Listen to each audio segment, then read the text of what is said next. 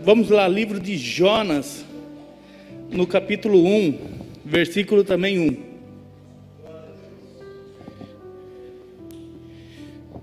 O livro de Jonas é um livro, assim, pequeno, né? Poucos capítulos, né? 4 capítulos. E se você ir em Mateus e voltando, é mais fácil encontrar, né? Alguns dizem, né? Mas não por ser maior ou menor por importância, mas identificam esses livros como profetas menores pela quantidade que eles escreveram, não que eles são mais ou menos importantes. Então muitas vezes temos dificuldade de achar. Então Jonas, você vai em Mateus, volta um pouquinho, você encontra ele. Amém? Todo mundo encontrou? Vamos lá então com a palavra do Senhor. Livro de Jonas, capítulo 1, versículo 1, vai dizer assim: E veio a palavra do Senhor a Jonas, filho de Amitai, dizendo: Levanta-te, vai à grande cidade de Nínive, e clama contra ela, porque a sua malícia subiu até a mim. E Jonas se levantou para fugir de diante da face do Senhor para Tarsis. E descendo a Jope, achou um navio que ia para Tarsis. Pagou, pois, a passagem e desceu para dentro dele, para ir com eles para Tarsis, de diante da face do Senhor. Eu gostaria de ler mais um texto com vocês, lá no livro de Atos, capítulo 9. E a gente vai entender essa palavra no nome de Jesus.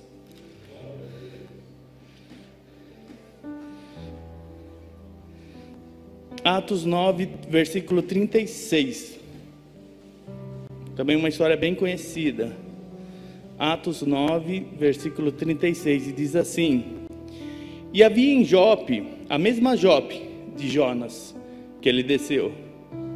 E havia em Jope uma discípula chamada Tabita, que traduzindo se diz Dorcas. Esta estava cheia de boas obras e esmolas que fazia. E aconteceu aquele dia, enfermando ela, morreu, e tendo-a levada, depositaram num quarto alto. E como Lida era perto de Jope, ouvindo os discípulos que Pedro estava ali, lhe mandaram 2 varões, rogando-lhe que não se demorasse para vir ter com eles. E levantando-se Pedro, foi com eles, e quando chegou, o levaram ao quarto alto. E todas as viúvas o rodearam, chorando e mostrando as túnicas e vestidos que Dorcas fizeram quando estava com elas. Mas Pedro, fazendo-a sair a todas, pôs de joelho e orou. E voltando-se para o corpo, disse: Tabita, levanta-te. E ela abriu os olhos, e vendo a Pedro, assentou-se. E ele, dando-lhe a mão, levantou, e chamando os santos, e a viúva apresentou-lhe viva. E foi isto notório por toda a Jope, e muitos creram no Senhor. Amém. Até aqui, vamos orar. Senhor, eu te agradeço, Pai, por mais um dia estar na tua presença, na tua casa. Nesse momento nós queremos apenas ouvir a tua voz, a tua palavra. Então vem e nos fala, Senhor, aos nossos corações, que a tua palavra possa ser manifestada, que teu Espírito Santo possa nos convencer de tudo aquilo que precisamos aprender, tudo aquilo que precisamos mudar, tudo aquilo que precisamos tomar uma nova direção para caminharmos em sua direção, Pai. Nos ajuda, Pai, nesse momento. É que eu te peço, no nome do Senhor Jesus Cristo. Amém. Aqui 2 histórias que tem um tempo muito longo entre uma e outra. A história de Jonas, que a gente conhece mais, a gente sabe do homem que foi lá, desobedeceu, foi jogado lá, a baleia pegou ele.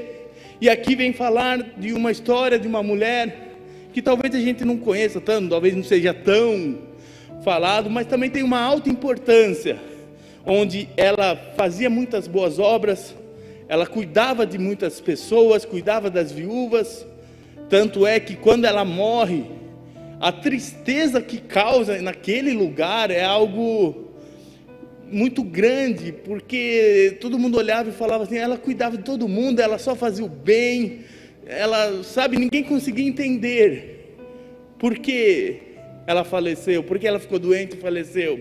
Tanto é que levam ela para um quarto alto, lá em cima, colocam ela e ficam as viúvas.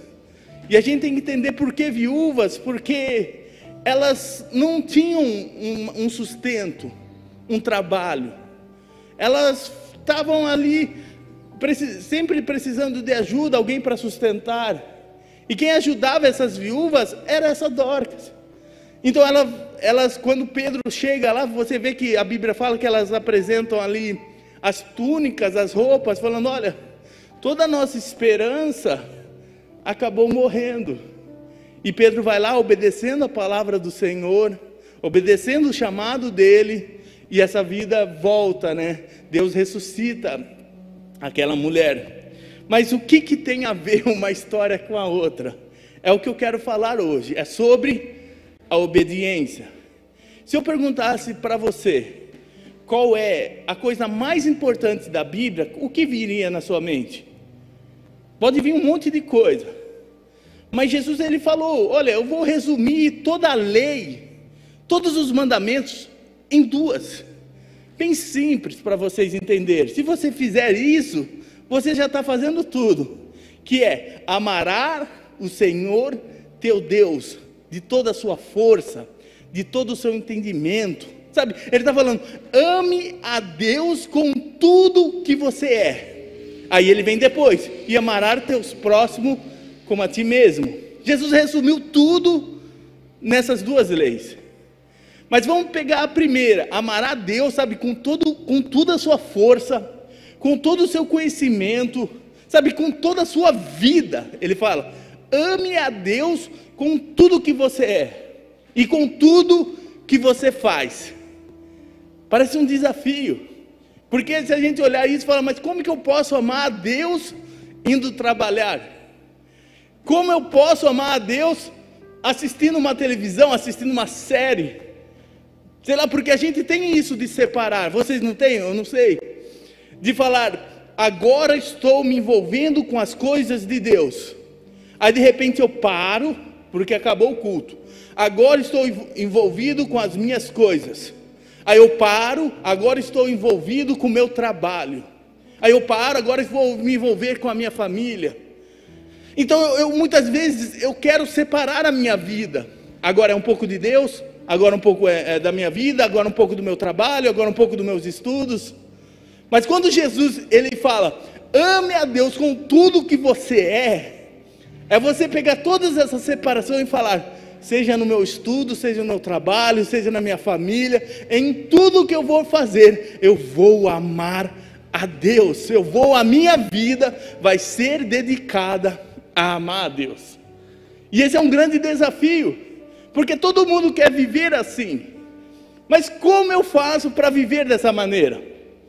Aí eu tenho um versículo, que está lá em João 14, 21, que diz assim, quem tem os meus mandamentos e lhe obedece, esse é que me ama, e aquele que me ama será amado por meu Pai, e eu também o amarei e me revelarei a ele.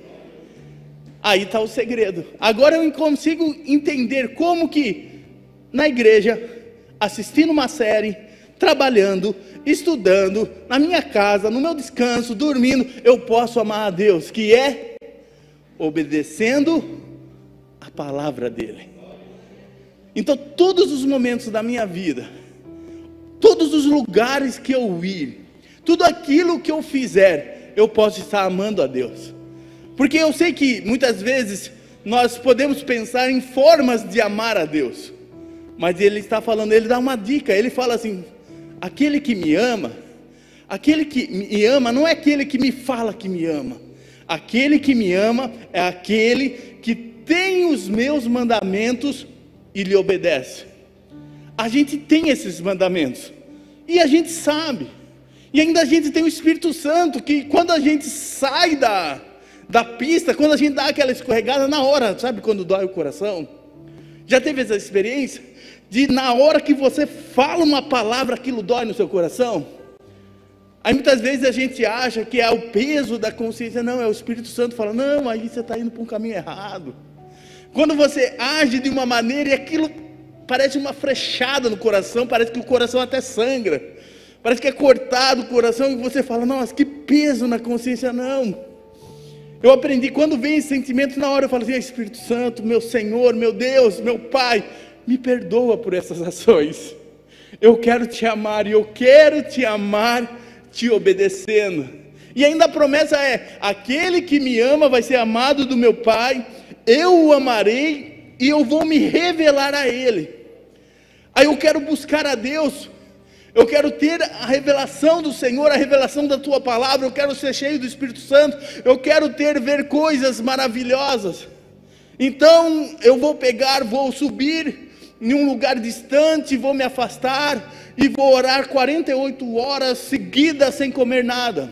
Você pode fazer um propósito desse, você pode colocar isso no seu coração e fazer, mas você quer ter uma revelação profunda do Senhor? É muito simples, é mais simples do que nós imaginamos. Ame ao Senhor. E como eu amo ao Senhor? Obedecendo a sua palavra. Isso é algo que muda a vida. E quando fala obedecer a palavra, eu não estou falando apenas de coisas gigantes, coisas grandes, decisões que nós tomamos uma vez no ano, aquelas decisões tão difíceis, que a gente ora durante meses para tomar uma decisão, se eu mudo ou não mudo de casa, se eu mudo ou não mudo de emprego, se eu faço ou não faço aquela decisão complicada. Ele está falando, todas as minhas decisões, seja uma decisão simples, ou seja uma decisão complexa, eu vou amar a Deus com a minha vida. É isso que Deus quer de nós, é um amor a Ele. Voltando à história de Jonas, você vê que Deus, Ele dá uma ordem a Jonas. E quando criança, eu pensava que Jonas era uma pessoa que não tinha compromisso com Deus. Porque sempre quando nós contamos a história para as crianças, normalmente a gente bate bastante em Jonas, e parece que o coitado do Jonas não tinha nenhum conhecimento de Deus. Mas é muito pelo contrário. Jonas, ele era o profeta da época. Então pense, se tivesse uma pessoa que representava Deus, se você quisesse falar assim, eu preciso de uma pessoa para orar para mim, para falar com Deus para mim, eu preciso de uma pessoa para me ajudar, quem na época você ia atrás? De Jonas. Entendeu o nível que era Jonas? Agora pensando numa pessoa desse nível, que é referência para um país, para uma geração, para todos que estão vivos na terra, ele é uma referência de homem de Deus. Esse era Jonas. Com tudo isso que eu estou falando, Deus fala para ele, Jonas, eu tenho uma missão para dar para você, porque você me ama, a sua vida é uma vida de amor, de serviço a mim. A minha missão é, vai lá em Nínive e vai pregar a minha palavra. Vai em Nínive e vai falar do meu amor, vai falar lá que eles estão, que a sua maldade subiu até a mim, e que eles vão ser destruídos. Alguém pode falar, mas como assim? Está falando de destruição e amor, como assim? Mas a notícia, quando Deus está ali falando com o povo, Ele não está falando porque Ele quer destruir, Ele está falando porque Ele quer salvar a todas aquelas almas. Então quando Deus Ele fala conosco, o pastor começou aqui falando no início, quando há uma chamada de atenção, é porque Deus Ele te ama tanto, que Ele está falando, eu quero que você mude de posição, eu quero que você mude de direção, para você ter uma vida melhor, para você não quebrar a cara lá na frente. É um conselho que a gente dá para filhos, é aquele conselho de amor, como Provérbios, que ele fala, filho meu, filho meu, filho meu. É uma carta de amor que Deus tem para nós, e Ele fala aos nossos corações. Então Deus Ele fala para Jonas, vai lá em Nínive, e fala lá para eles, que está chegando o tempo, eles precisam ali tomar uma nova vida, eles precisam ali se consertar, eles precisam tomar uma nova direção. Jonas, ele recebe a palavra, e aí ele tem que tomar uma decisão.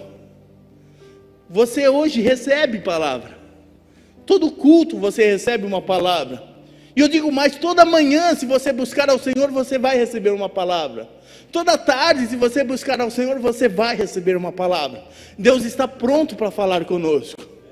Mas a decisão de eu pegar essa palavra e praticar é algo que só depende de mim. Deus, ele fala, mas a prática é reservado a mim. Jesus, ele fala, aquele homem que ouve as minhas palavras e a pratica, eu vou assemelhar, eu vou comparar ele a um homem que construiu uma casa sobre a rocha. Vem vento, vem chuva, vem um mau dia, e essa casa permanece em pé. Mas aquele que ouve as minhas palavras e a não pratica, eu compararei a um homem que construiu uma casa sobre a areia. Vindo o vento, vindo a chuva, combate aquela casa. E ele diz, e grande é a sua queda. Entende porque muitas vezes situações pegam a gente, destroem e nos jogam no chão e nos arrebentam? Aí eu falo assim, é porque a situação é difícil? Não, o mesmo vento veio para duas casas, a mesma chuva veio para duas casas, o tempo ruim veio para duas casas, mas uma estava sobre a rocha, sobre Cristo, a outra sobre a areia. Hoje a gente pode falar, Senhor, eu quero tomar uma decisão correta, eu quero começar a pôr a minha casa na rocha, que eu não vou afundar mais. Mas os dias são difíceis, os dias são complicados. A gente olha para essas crianças e fala assim, se quando eu ia para a escola já era complicado, o que será dessas crianças? Mas não é o tempo ruim ou bom, é onde está a minha casa, que é sobre a rocha. Essa é a diferença. Se eu quero ter uma vida diferente, eu preciso começar a ter escolhas diferentes. E a minha escolha é obedecer ao Senhor, naquilo que vai de confronto direto a mim. Porque parece simples, fala a verdade. Ir num lugar e pregar o Evangelho não parece ser uma decisão simples. Olhando o contexto de longe, a história de Jonas parece algo muito simples. Vá lá em Nínive e pregue a minha palavra. Olhando assim parece ser simples, mas o peso dele sair daquele lugar e ir para Nínive, talvez a gente nunca vai entender. Pois havia uma guerra entre aqueles lugares, e o povo de Nínive era um povo cruel. Então pense nas maiores maldades que existem na humanidade. Nínive causou. A história conta isso. Então imagine o peso dele pensando da guerra, das maldades, de coisas ruins que aconteceram, que o Nínive fez com aquele lugar. Então quando Jonas ele começou a pensar e a agir pela sua justiça, ele falou assim, esse povo não merece o perdão, esse povo não merece ser restituído, esse povo não merece a salvação. O que ele merece é morrer, é ser destruído. Isso é a justiça de Jonas. E isso que eu estou falando no homem mais influente daquela geração. Quando nós paramos de andar pela justiça de Deus e começamos a andar pela nossa justiça, é aí que a nossa vida começa a entortar. É aí que eu começo a me perder, porque eu não posso andar pela minha justiça, pelo que eu acho, e sim pela palavra do Senhor. E aí a minha vida começa a fluir. Eu lembro que eu estava no almoço quando eu trabalhava em uma empresa em Itu. E sabe aqueles casos que saem no noticiário, que choca o Brasil? Sempre tem, em tempos e tempos, algum caso que sai no noticiário, todo mundo sabe, e todo mundo olha e fala, o que é isso? Como que pode? Então tinha acontecido um caso desse.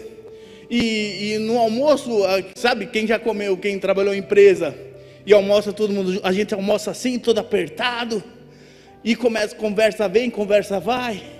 E uma mulher ali, uma senhora, olhou e falou assim, só falta esse homem que causou tudo isso, no final da vida se arrepender a Deus, e Deus salvar ele. O mundo é muito injusto. Eu olhei essa frase e eu achei muito pesada. Como a salvação fosse pelo que a gente faz.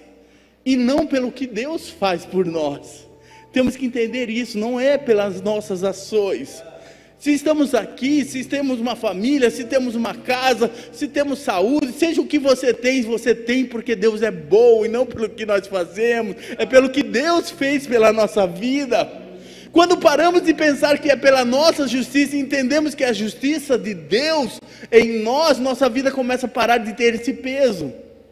Eu vejo no dia de ceia, muitas vezes a gente tem dificuldade, a gente olha, faz um balanço na nossa vida. No dia de ceia eu falo assim, nossa, eu pequei, eu briguei, eu xinguei, eu fiz, e minha lista tá grande. Aí eu falo, eu não sou digno.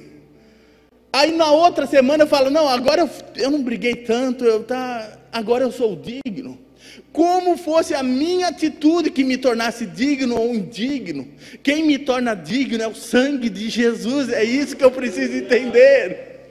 O que fazia Jonas diferente da cidade de um povo ruim como Nínive, não era a atitude de Jonas, era a graça de Deus que estava sobre Jonas, é o amor de Deus.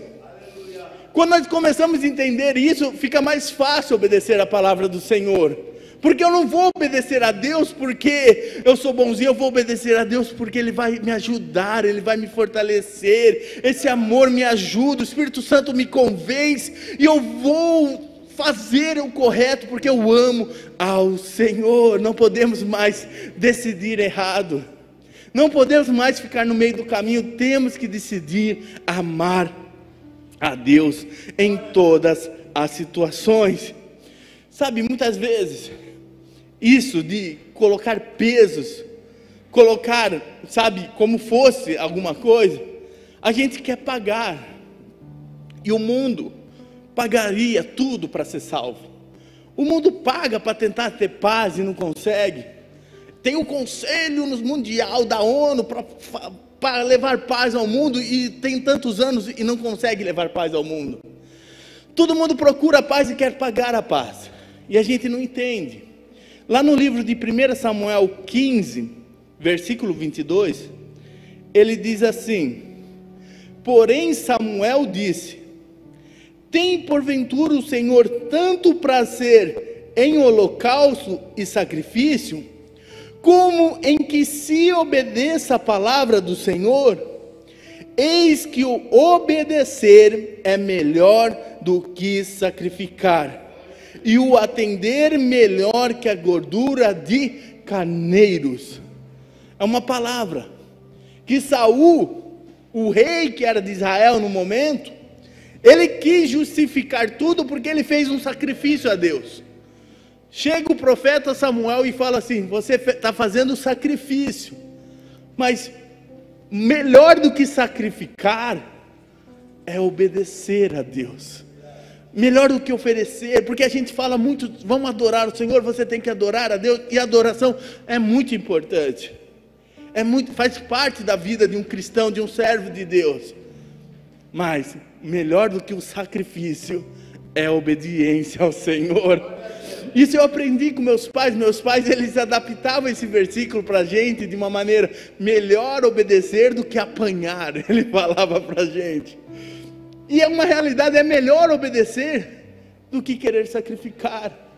Às vezes a gente escolhe o pior caminho, a gente quer fazer um sacrifício, não, eu quero fazer 20 horas de orações, sabe, sem parar, ajoelhado no milho, tomando chicote, sabe, coloca desafios. Eu sei que eu faço propósito com Deus, eu faço, sabe, jejum, todo mundo faz, porque eu quero matar minha carne para o meu espírito ficar mais forte. Mas mais do que isso, eu preciso começar a obedecer a Deus. Até Jonas, o homem mais importante da nação ali, um representante de Deus, no dia que ele parou de obedecer ao Senhor, você vai ver que ele vai só descer. Ele vai sair do lugar que ele estava e vai descer para pegar um navio. Aí ele vai descer para Jope e vai pegar um navio para Tarsis. E se você olhar o mapa, ele só vai descendo. Aí quando ele pega o navio e está no alto mar, ele desce lá para o porão do navio. A desobediência faz isso conosco.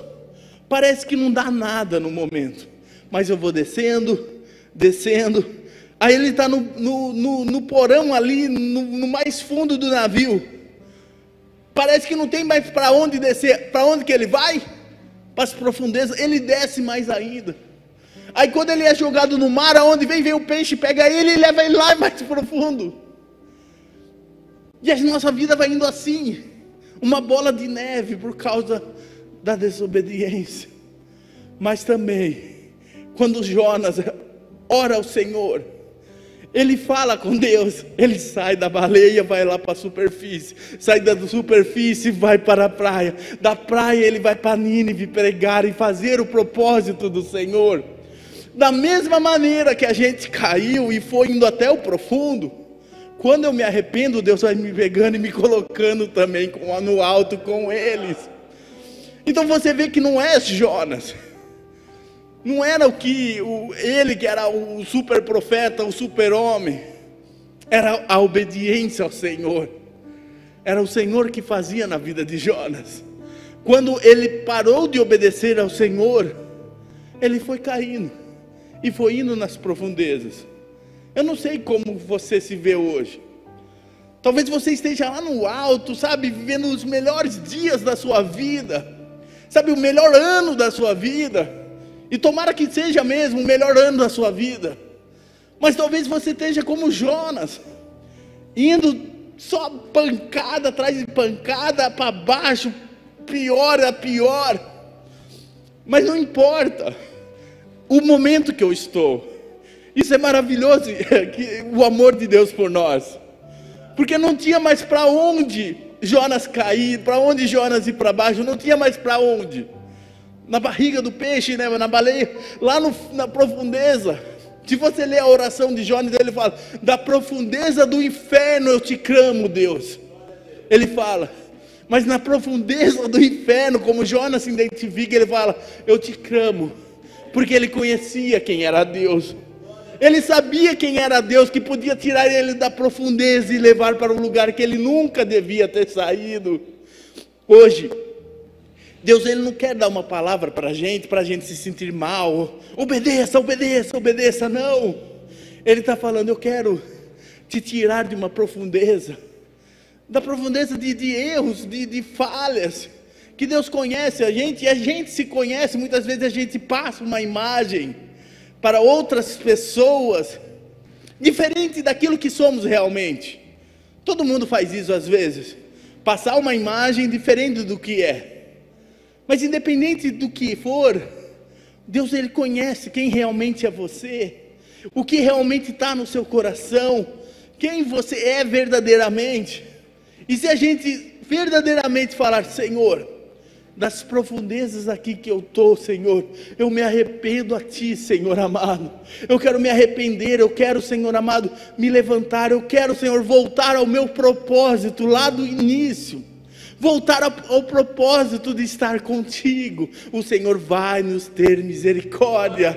Ele fala: se meu povo que me chama pelo meu nome se arrepender, se meu povo, ele fala, o Senhor faz um clamor, sabe, uma exclamação falando: se meu povo ouvir a minha voz, eu vou levantar eles não vão ficar caídos, eu vou levantar eles, eu vou colocar eles em altos lugares. O Senhor tem para nós. Deus ele ama nossas vidas. Hoje é uma atitude nossa agora de falar: Senhor, eu também quero te amar, Deus. Talvez eu não sei te amar, talvez o que eu sei é só fazer coisa errada, é só fazer o que é errado, só pecados. E a sinceridade é algo que Deus espera de nós, porque muitas vezes queremos enganar até Deus nas nossas preces, orações. Mas hoje a gente pode falar: Senhor, talvez eu nem saiba o que fazer direito, mas me ajuda, Deus, me levanta desse lugar, Deus. Meu lugar não é lá na profundeza, na barriga de um peixe. Meu lugar é estar obedecendo no Senhor na cidade. Meu lugar é estar no lugar fazendo o chamado que o Senhor tem para mim. Hoje é uma noite de reflexão, que eu digo uma palavra bem simples. Você já ouviu a história de Jonas 1 milhão de vezes, mas uma história dizendo: a obediência ao Senhor vai gerar o milagre em sua vida. Você vê que na vida de Pedro, que é a segunda história que nós lemos, ele não estava naquele lugar.